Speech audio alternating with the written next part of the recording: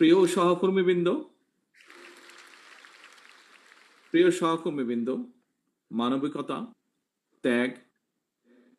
সামাজিক দায়বদ্ধতা থেকে স্বেচ্ছাশ্রমের অনুপ্রেরণা এবং অঙ্গীকার নিয়ে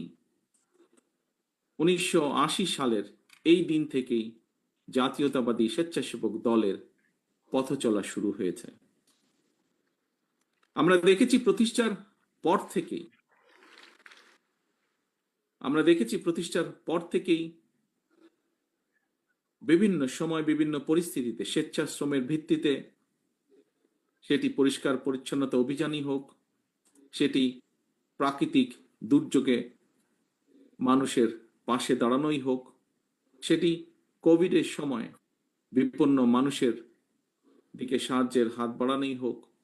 বিভিন্ন সামাজিক কর্মসূচি স্বেচ্ছাসেবক দল পালন করেছে, পালন করে চলছে। কিন্তু তাই নয়,